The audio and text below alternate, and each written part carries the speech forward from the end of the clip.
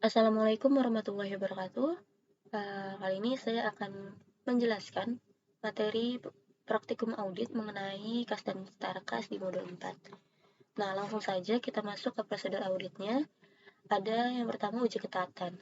Uji ketaatan yang pertama yaitu menentukan sampel bukti-bukti pengeluaran dan penerimaan kas atau bank yang akan diperiksa untuk meyakinkan keabsahan transaksi dan minta tanda tangan atau para pejabat-pejabat yang berwenang. Nah, ini ada di indeks TOC2 dan TOC4. Untuk uji ketaatan yang kedua, yaitu meyakinkan bahwa apakah semua dokumen-dokumen yang dipertanggungjawabkan sudah lengkap dan distempel lunas untuk menghindarkan bukti-bukti tersebut dipakai berulang-ulang. Ini ada di TOC2 dan TOC4. Langsung saja kita ke TOC2. Kita lihat di sini di TOC2 bisa dilihat di halaman 68 sampai 76. Di sini ada tertera bukti bank masuk. Untuk tanggalnya kita masukkan di tanggal 5 Desember 2018. Nomor buktinya ada 1 Desember. Untuk keterangannya BG nomor 1056 PT Krakatau dengan jumlah 2.200.000. Nah, untuk kelengkapan dokumen pendukung, untuk dokumen di halaman 68 dan sampai 76 ini sudah termasuk dalam dokumen pendukung. Ini kita checklist. Untuk kebenaran penghitungan matematis, ini bisa dilihat di halaman 126. Di sini di buku Bank Lopo, tertera di tanggal 5 Desember ada setoran clearing atas tagihan PT Krakatau BG nomor 1056 sebesar 2.200.000 di debit.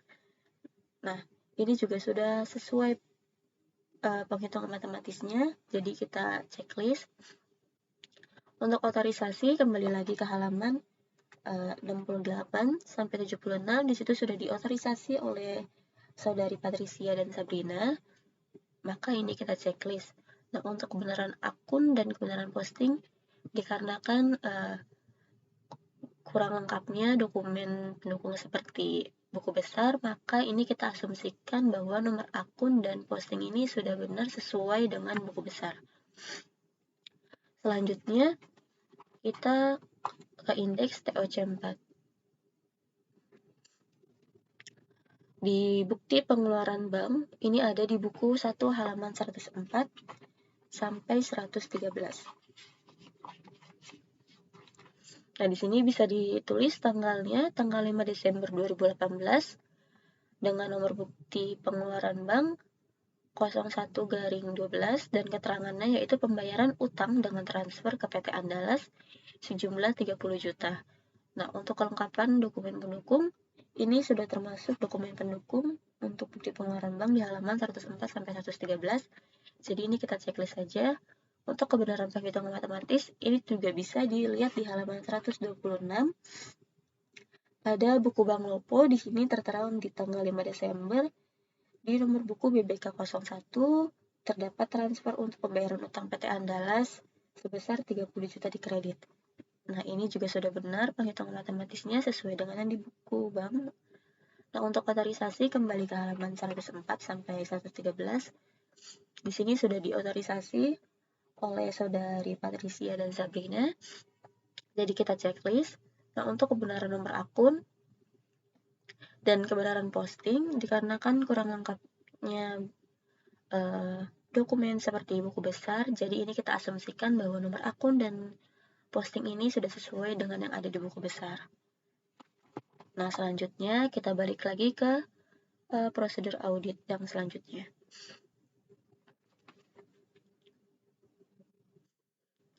Prosedur audit yang selanjutnya yaitu menguji kewajaran.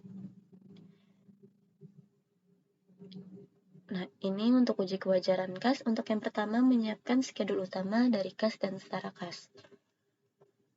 Ini ada di indeks C, langsung saja kita ke indeks C. Sebelum mengisi indeks C ini, terlebih dahulu kita mengisi indeks C1, C2, C3, dan C4 untuk melengkapi indeks C ini.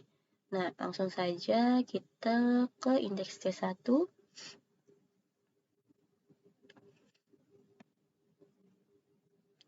Untuk berita acara pemeriksaan uang kas besar, ini bisa dilihat Di buku 1 halaman 123,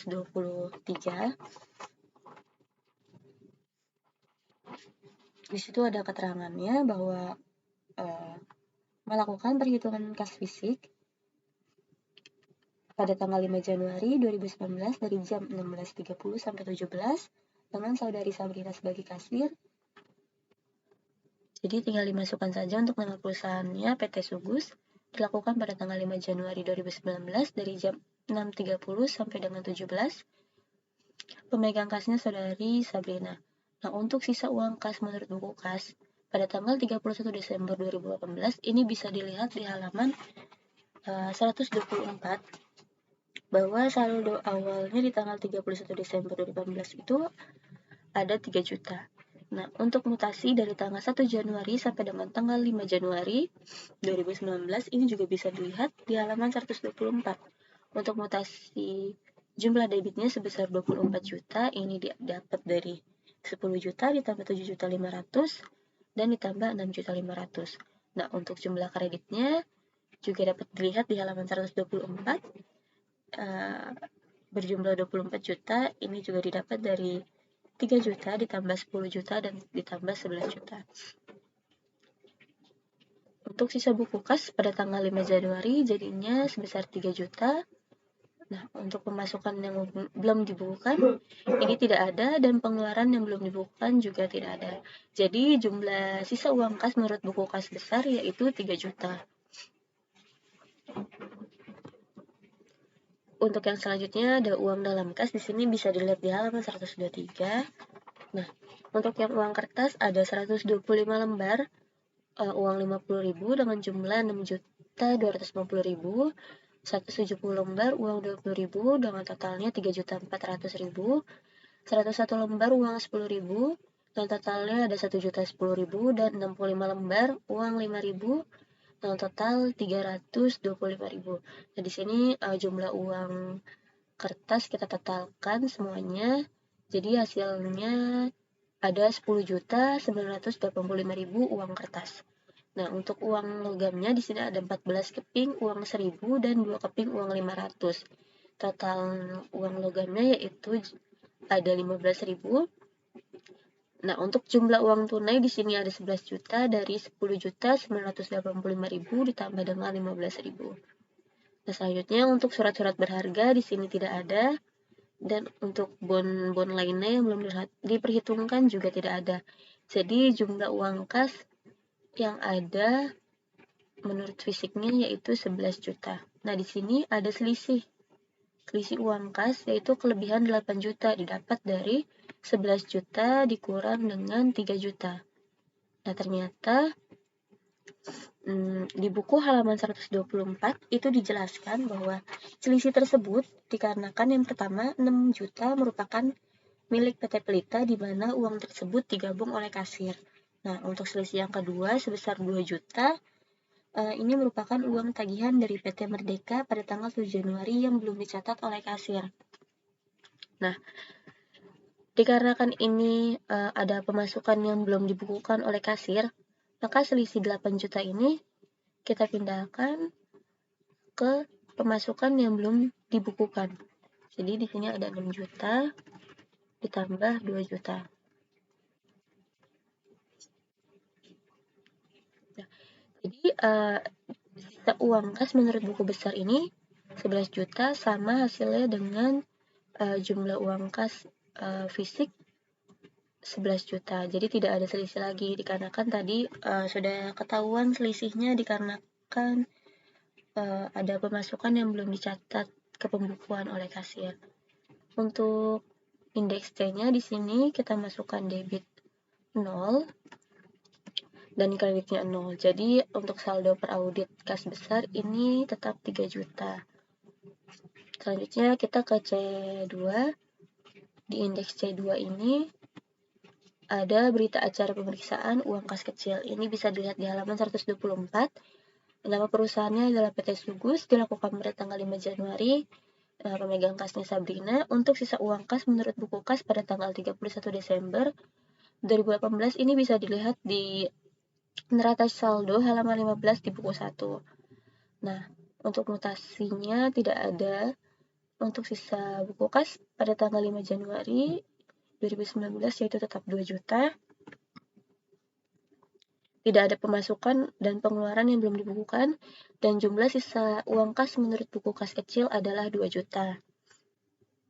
Selanjutnya untuk uang dalam kas di sini bisa dilihat juga di halaman 124.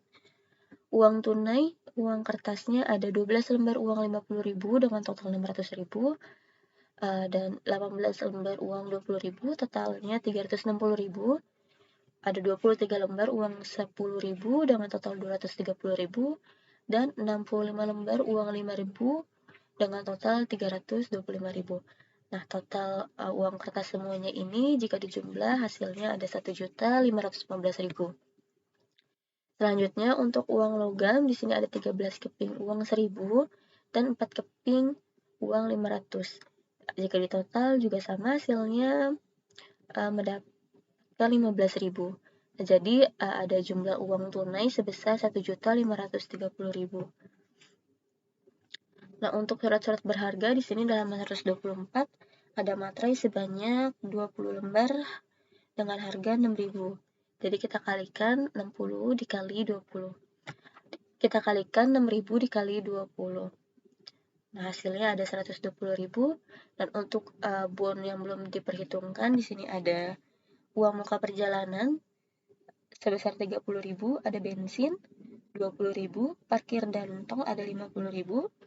Untuk bensin ada 30.000 dan ongkos angkut 20.000. Jika dijumlahkan hasilnya 150.000. Nah, ini untuk uang dalam kas jumlah seluruhannya ada 1.800.000 didapat dari jumlah uang tunai ditambah dengan surat berharga ditambah dengan bon-bon lainnya. Nah, di sini ada selisih uang kas, kekurangan uang kas sebesar 200.000 didapat dari 1.800.000 dikurang dengan 2 juta. Jadi di sini ada kekurangan 200 menurut keterangan yang ada di buku halaman 124. Jika ada terjadi selisih saldo kas, maka ini akan menjadi tanggung jawab kasir. Nah, selanjutnya kita kembali ke indeks C. Nah, di sini kas kecil menurut klien ada 2 juta. Nah, tadi ada selisih 200.000 kita masukkan ke kredit. Jadi per audit adalah sebesar 1.800.000. Nah, selanjutnya kita ke C3. Di sini ada rekonsiliasi Bank CAB. Nah, di sini untuk saldo rekening koran ya bisa dilihat di halaman 129 di buku 1.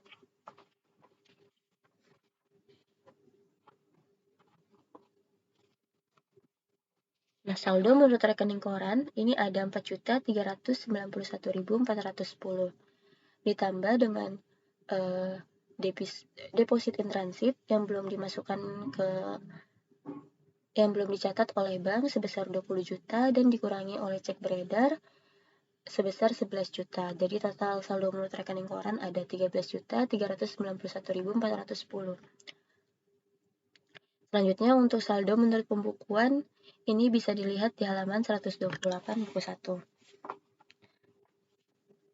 Saldo menurut pembukuan itu ada 5.849.910 ditambah dengan KU masuk PT Lestari ini sebesar 10.600.000. Ini KU ini belum dibukukan oleh perusahaan tapi sudah tercatat di buku bank. Jadi ditambah kita masukkan di penambahan.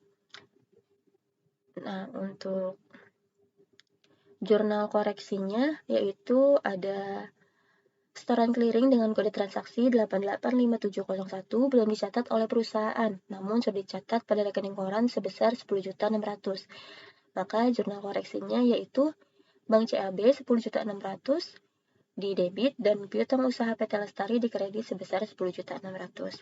Nah, selanjutnya ada pendapatan bunga sebesar 156.500.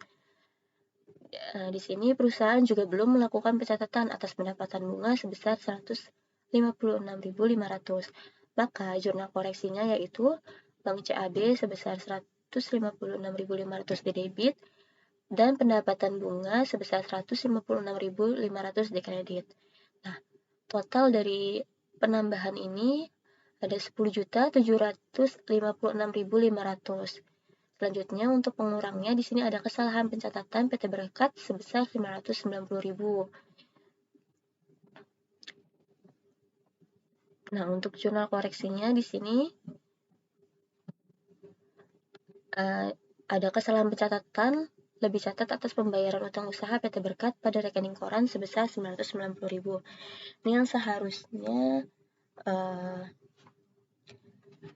100.110.000 ini dicatat 101.100.000.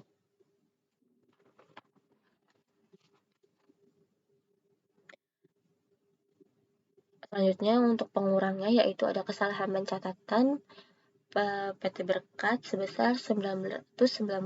Di sini untuk kesalahan pencatatannya itu lebih catat atas pembayaran utang usaha PT Berkat pada rekening koran sebesar 990.000. Jadi jurnal koreksinya yaitu utang usaha 990.000 di debit dan Bank CAB 990.000 di kredit.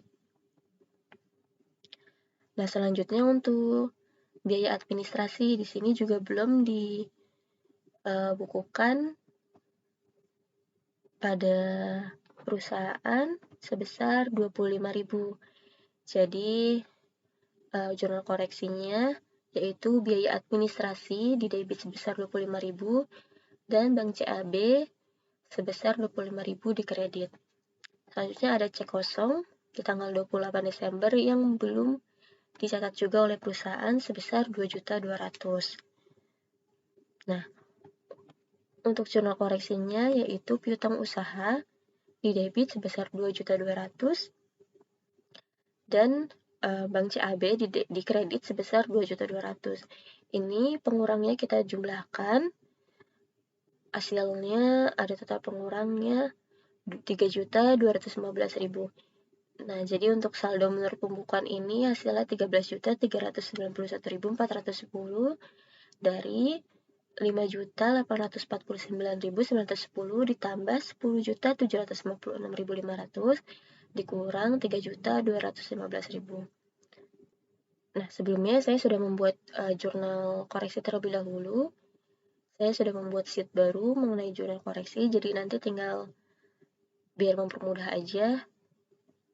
Ini untuk debitnya 10.756.500 tadi didapat dari jurnal koreksi nomor 3 dan 4 yaitu 10.600.000 ditambah dengan 156.500. Nah, hasilnya tadi 10.756.500.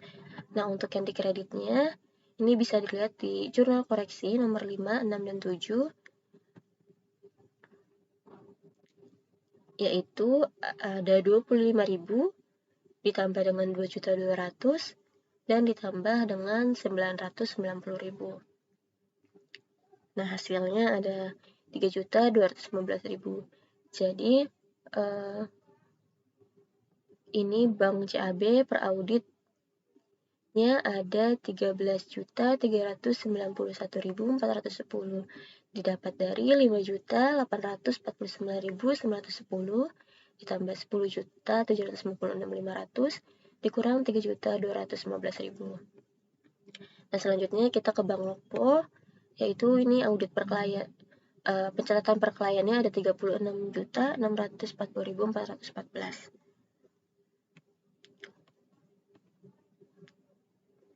Untuk Bank Lokpo ini kita bisa lihat rekening korannya di halaman 130, yaitu saldo menurut rekening koran ada 5.092.640.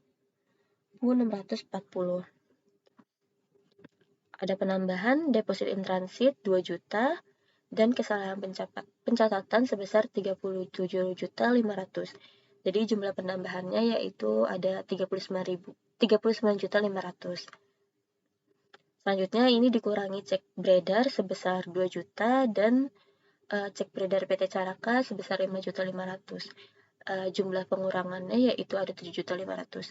Jadi total saldo menurut buku bank ada 30.092.640.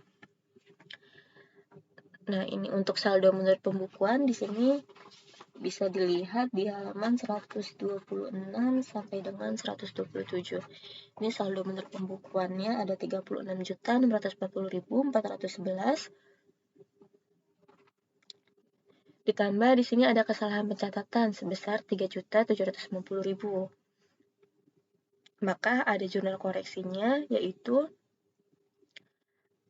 setoran clearing dengan kode 13.63990 ini belum dicatat oleh perusahaan, namun sudah dicatat oleh Bank Lopo sebesar 3.750.000. Maka jurnal koreksinya yaitu Bank Lopo di debit sebesar 3.750.000 dan piutang usaha dikredit sebesar 3.750.000. Selanjutnya ada pendapatan bunga yang belum dicatat oleh pembukuan yaitu sebesar 75.220. Nah, untuk jurnal koreksinya yaitu Bank Lopo di debit sebesar 75.226 dan pendapatan bunga dikredit sebesar 75.226.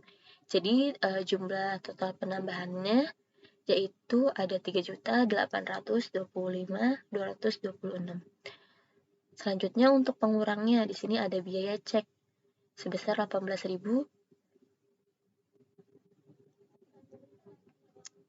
yang belum dicatat oleh perusahaan. Selanjutnya di sini ada biaya administrasi yang belum dicatat oleh perusahaan sebesar 5.000. Maka jurnal koreksinya adalah biaya administrasi di debit sebesar 5.000 dan Bank Lopo di kredit sebesar 5.000. Selanjutnya di tanggal 28 Desember ada cek kosong yang juga belum dicatat oleh perusahaan sebesar 3.350.000. Nah, untuk jurnal koreksinya yaitu ada piutang usaha di debit sebesar 3.350.000 dan Bank Lopo di kredit sebesar 3.350.000. Nah, jumlah dari pengurangan ini adalah 3.373.000. Jadi total saldo rekening menurut pembukuan adalah 37.092.640. Nah, ini kita langsung ke indeks C. Nah, untuk Bank Lopo tadi, untuk debitnya, ini kita bisa lihat di jurnal koreksi nomor 8 sampai 9. Ada Bank Lopo di debit sebesar 3.750.000 ditambah 75.226. Nah, hasilnya di sini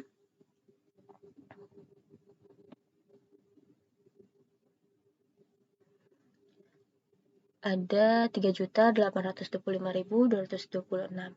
Nah, untuk di kreditnya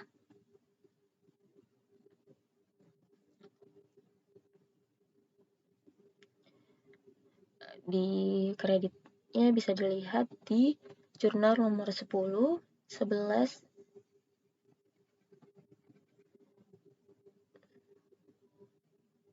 yaitu ada 23.000 ditambah dengan 3.350.000.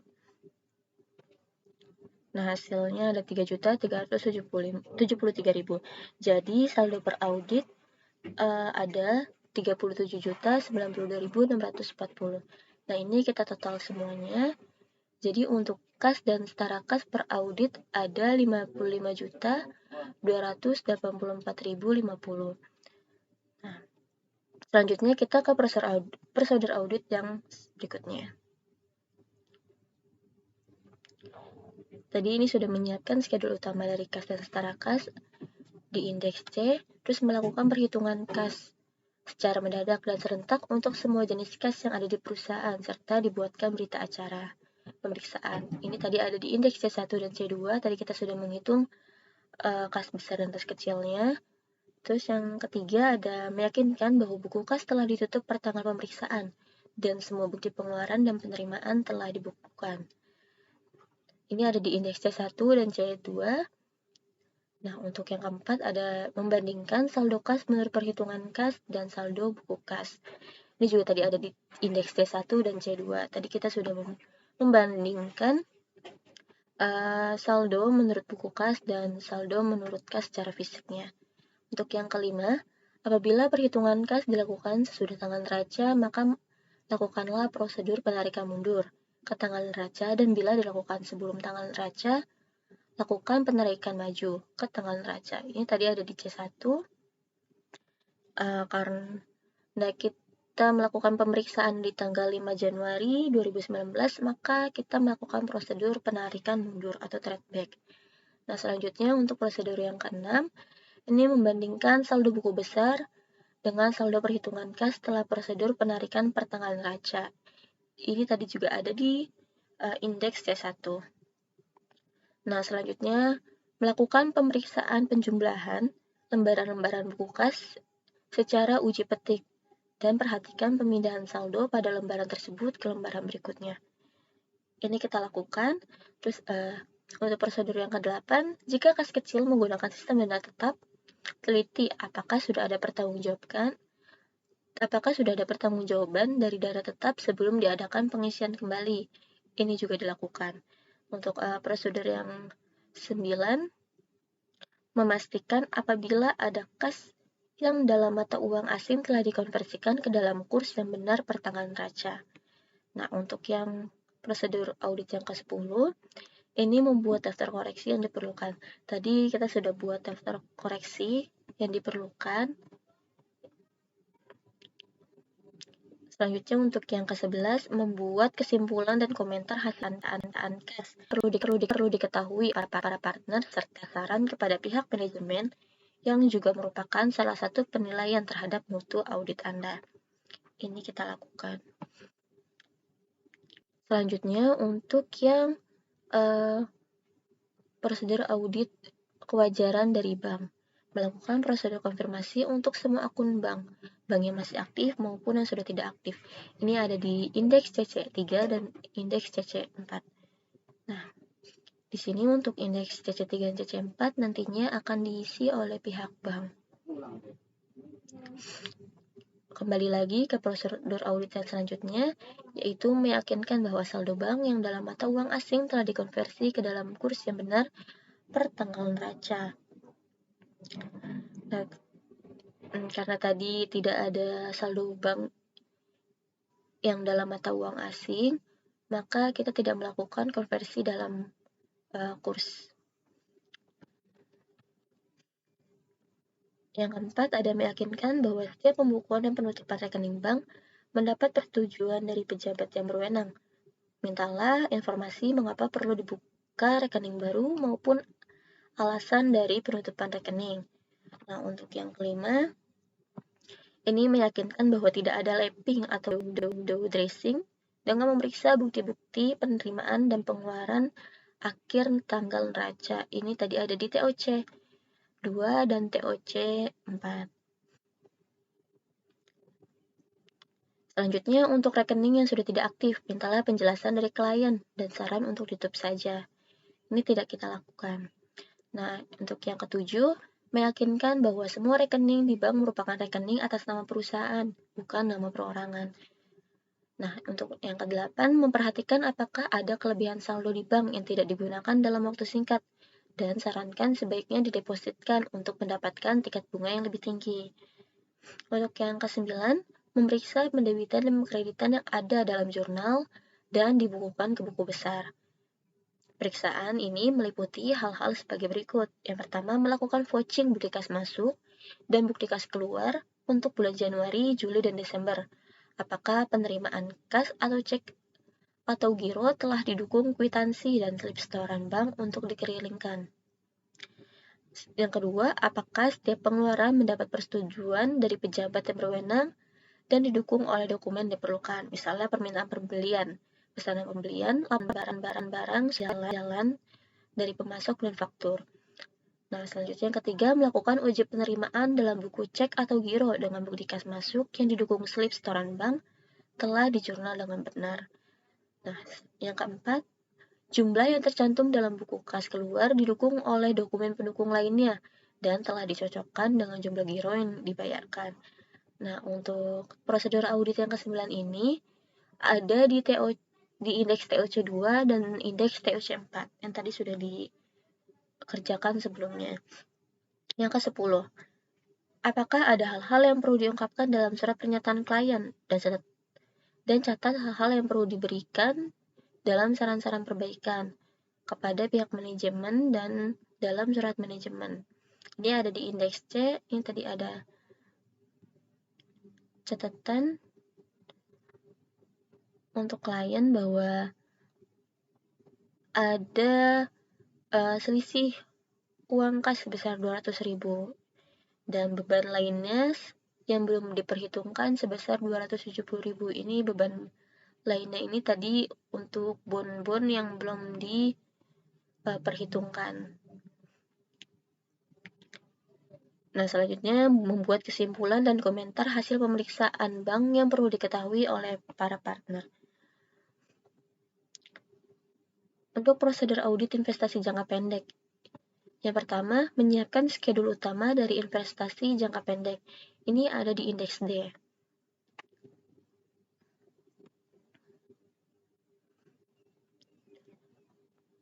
Nah, untuk deposito berjangka di sini per kliennya tertulis 1.450.000.000. Ini ada di buku halaman 123. Dan investasi pada sahamnya juga tertulis 265 juta. Nah, di sini kita hitung apakah pencatatan menurut klien ini sudah benar, maka kita perlu hitung lagi.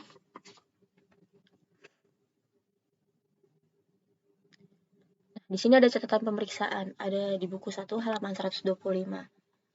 Untuk deposito berjangka, ada deposito yaitu deposito bank CAB dalam rupiah sebesar 1 miliar dan dalam US dollar sebesar 30.000. Nah, di sini ada kurs dolar per 31 Desember yaitu 15.000. Jadi yang dari dolar ini kita konversi dulu ke dalam rupiah yaitu 30.000 dikali 15.000 hasilnya 450.000. Nah, untuk yang deposito dalam rupiah ini kita jumlahkan, hasilnya ada 1.450.000.000. Jadi ini tidak ada jurnal koreksi karena hasilnya sama dengan yang per klien. Selanjutnya untuk investasi pada saham, di per klien ini tertulis 265 juta. Nah, ini ada keterangannya di halaman 125 bahwa saham PT Garam yang sebelumnya sebanyak 20.000 lembar menjadi 1.000 lembar dan PT Gudang sebanyak 20.000 lembar. Nah, untuk harga sahamnya di sini per tanggal 31 Desember untuk PT Garam yaitu 10.200 dan untuk PT Gudang sebesar 8.375. Ini kita total dulu 10.000 untuk PT Garam kita total dulu 10.000 dikali 10.000 dikali dengan harga sahamnya 10.200 hasilnya 102 juta. Untuk yang PT Gudang jumlah saham 20.000 dikali dengan harga sahamnya 8.375 kita total hasilnya yaitu 167.500. Nah, untuk total keseluruhan investasi saham ada 269.500. Nah, di sini ada selisih, ada kenaikan. Yang tadinya 265 juta menjadi 269.500. Di sini ada kenaikan sebesar 4.500 didapat dari 269.500 dikurang 265 juta. Jadi hasilnya ada 4 juta. Kenaikan sahamnya ini kita buatkan jurnal koreksi yaitu investasi pada saham di debit 4.500 dan laba investasi saham di kredit sebesar 4.500. Jadi ini untuk debit kita masukkan 4.500. Hasilnya yaitu saldo per audit menjadi 269.500. Nah, selanjutnya kita kembali lagi ke prosedur audit. Prosedur audit yang kedua yaitu melakukan konfirmasi atas investasi yang dipegang oleh pihak lain. apabila digunakan sebagai jaminan oleh pihak bank atau dikuasai oleh pihak broker atau pialang. Ini tidak kami lakukan. Yang ketiga, meminta catatan kurs harga pasar pada tanggal neraca untuk saham dan bandingkan dengan harga belinya. Ini juga tidak dilakukan. Yang keempat, memeriksa transaksi mutasi penambahan dan pengurangan dengan melihat bukti pembelian dan penjualan serta apakah telah mendapat persetujuan dari pejabat berwenang. Yang kelima, melakukan verifikasi atas dividen tunai atau saham dan penerimaan bunga deposito. Yang keenam, melakukan pengecekan pencatatan investasi apakah sudah sesuai dengan ketentuan standar akuntansi yang berlaku umum.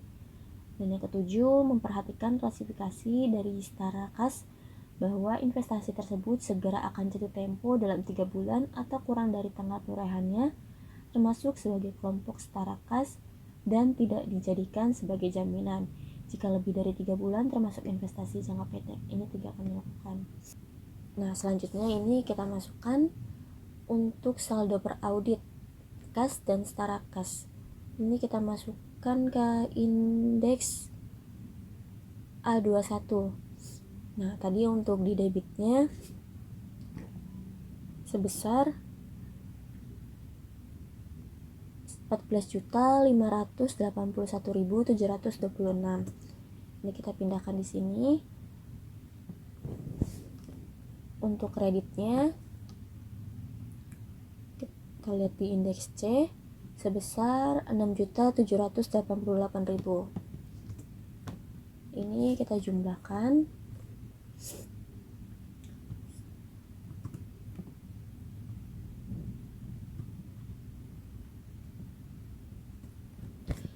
Maka dapatlah saldo per audit untuk kas dan setara kas sebesar 55.284.050.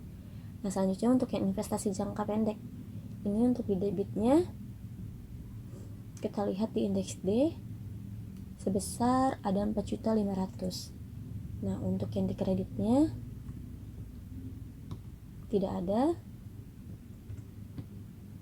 Langsung saja kita hitung.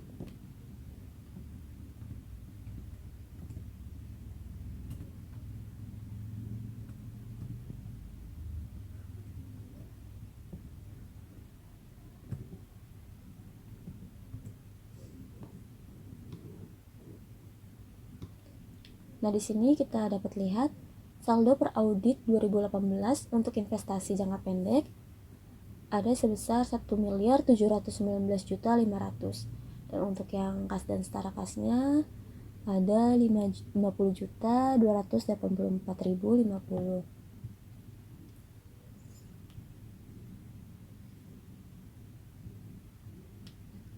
Sekian penjelasan saya mengenai modul 4 untuk kas dan setara kas. Kurang lebihnya mohon maaf. Assalamualaikum warahmatullahi wabarakatuh.